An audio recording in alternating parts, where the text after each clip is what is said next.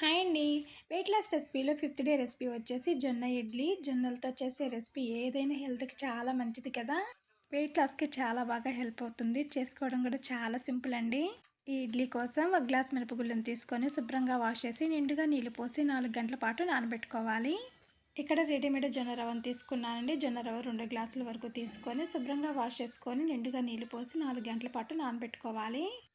ఈ పప్పుని గ్రైండర్లో వేసుకొని వీలైనంతగా ఫైన్గా గ్రైండ్ చేసుకొని ఇప్పుడు బాగా నాన్న జొన్న రవ్వని గట్టిగా పిండుకొని ఇందులో వేసుకొని బాగా కలిపి మూత పెట్టి ఓవర్ నైట్ ఫర్మెంట్ చేసుకోవాలి.